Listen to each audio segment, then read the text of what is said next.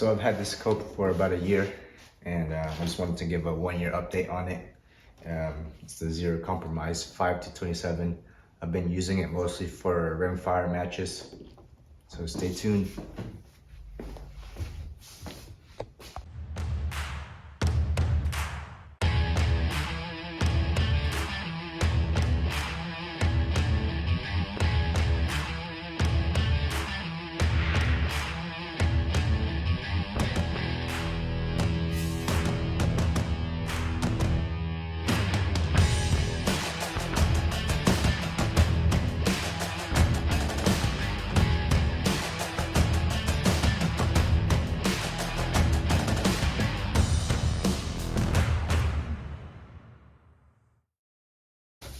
So how did I end up with a scope that's worth $3,000 or $4,000? This whole setup with the spur mount and the Blue Pole Delta Pro and the bubble level and everything, I think it's around $4,800 for everything.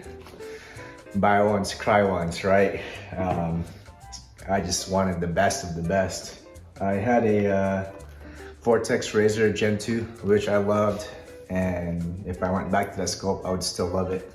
I was still able to place in the podium with that scope and win matches with that. But I guess I just wanted something that was a step up plus some from the Vortex Razor Gen 2. And I wanted to basically have the best of the best. That's just my personality. Like, I want the best of the best so that I could compete at the highest level and give me the best chance of winning. So I ended up going with the Zero Compromise scope. And the first time I looked through it was through my friend Corey K's. Corey K, he's a shooter down here in Texas. And I looked through his and I was just amazed, felt everything, the turrets. And I talked to my friend Ben. He also had a few of these scopes and just asked him questions about it. So I ended up purchasing one from David Lott of DI Precision. So I've had the scope for about a year now. I got it last September, I believe, September 2020. So it's October, and I've been able to shoot maybe about 20 or more matches with the scope. Some of them center fire, but mostly it's rimfire matches, and I've been able to place in the podium a lot with the scope. So the results speak for itself. If I'm having a bad day shooting, it's definitely not because of the scope. It's gonna be because of me, and this scope is not a hindrance to me. And it's been able to help me spot more trace and impacts and allow me to get those 1 or 2 or 3 extra points, which could mean the difference between first place, second place, or third place in some of these matches. So it's been a wonderful scope for me, and I have no regrets buying it. Also, the Parallax on this scope has been very helpful with 22 matches. As you can see, it goes down to 25 yards.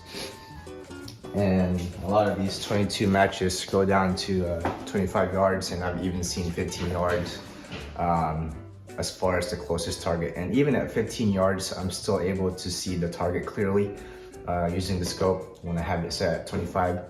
So it's been very helpful for 22 matches. I think if you're gonna get a 22 scope, the best of the best, I believe that this is it right here, the Zero Compromise scope. As far as maybe some complaints go, they're very minor, but one of the few things is, me included, and some people have complained about how close these hash marks are compared to other scopes. There's 15 mils per revolution on this instead of 10. 15 mils, what that does is it causes the hash marks to be closer to each other. And sometimes during a stage, when I'm dialing, like, I have to look closely just to make sure that I'm in the proper adjustment. So that's probably my only complaint.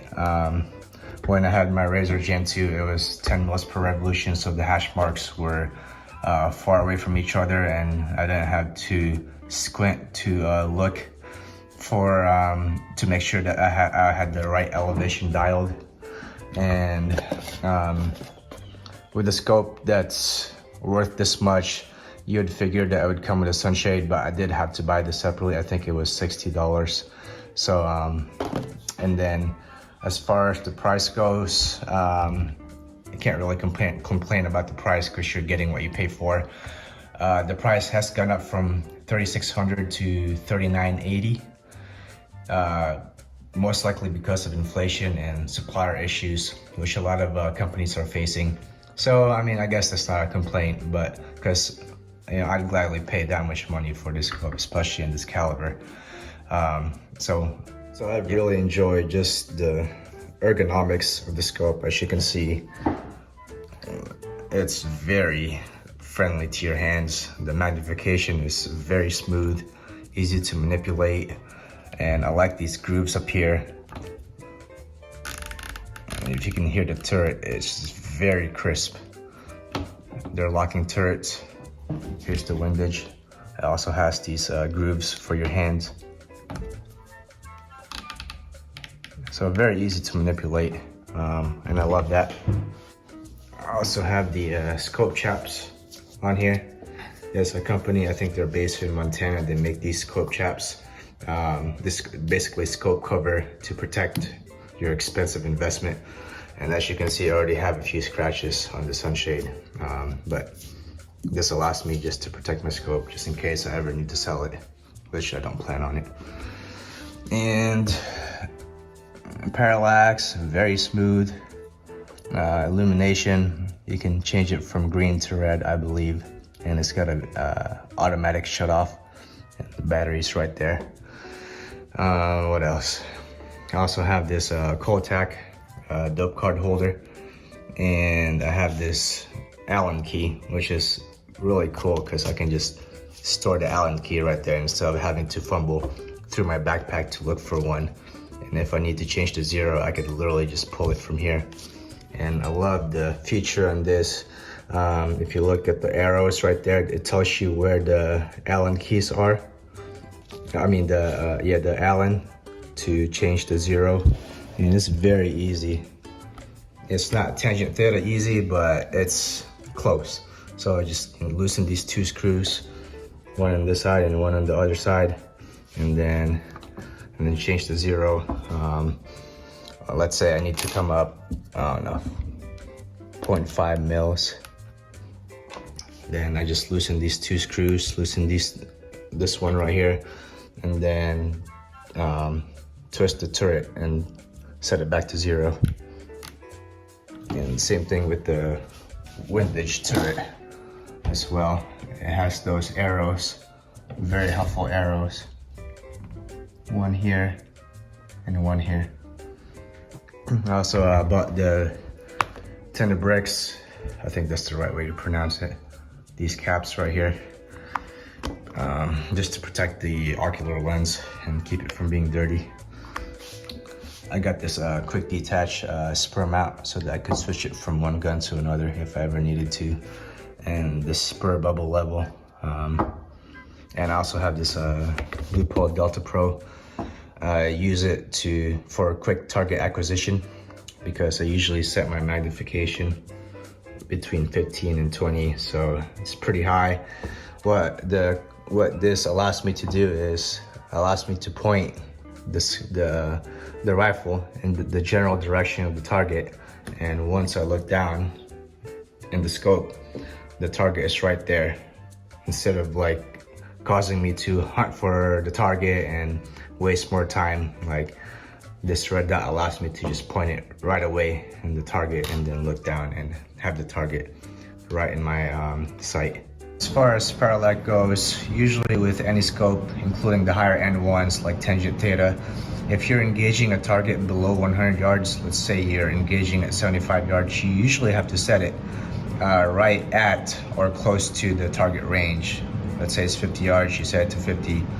But once you get past 100, 150, you usually just set it in between the target ranges. For example, if I'm shooting between 150, the next target is 200, and the next target is 250, I usually just leave it at 200 because the Parallax is very forgiving past 100 or 150 yards. Now let's go over the Impact 3 reticle. I had a choice between the Impact 1, the Impact 2, and there was also this Impact 3. I went with the Impact 3 because it seemed more intuitive. One of the things that stuck out to me was these 1 mil dots. I didn't have to, I guess it sticks out to my eye whenever I'm looking at the target and I need to hold 1 full mil, let's say. With the 22, that's very common to hold 1 mil or more. Then I can just look at the dot and okay, I know that's 1 mil. This is 2 mil, especially with that number right there, it tells me. And it also has these 0.5 hash marks for quick reference. And the other ones have that too, but what's unique about the Impact 3 is it has these dots over here. And I really like that. It allows me to just quickly reference it. And it also has these floating dot over here, very small floating dot, which the other ones have that too. What's unique about the Impact 3 is it also has this ranging funnel, which to be honest, I never use it. I would prefer it to be gone, which they have the new Impact 3X, and I'll show the picture to you guys. And with the Impact 3X, this is gone, and they add another, I think, 4 mils of hash marks on it, and they take away this funnel. So when you're looking at it through paper, a lot of people complain about how busy it is, you know, or whatnot. But to be honest with you, it doesn't really look that busy when you look through it through the scope, as you can see through this picture. It only looks busy on paper, but it really isn't busy whenever you look through it to the scope. I also like the Impact 3 because it allows me to hold over. Some of these 22 matches have targets that are big enough for you to hold over with your elevation. And usually if a target is 0.5 or 0.6 mils high, it's usually big enough for me to hold over. What that allows me to do is save time on the stage, especially if there's especially if there's 12 or more shots in that one stage, then it would make sense for me to hold over because I want to save as much time as possible so that I could let off all those 12 shots. Anyways, that concludes our 1 year update on this scope. There's a lot of great YouTube reviews on this scope, and I would like to recommend one to you guys. His name is the 4-Gun Guy, and I'll post the link below so that you guys can check him out. He has a more in-depth review on this and talking about the scope and the reticles and looking through the scope and shooting through it or shooting with it. And you can see him going to the range with it and have the camera through the scope and you can see the target. So anyways, this wraps this up and hope you guys have a good one.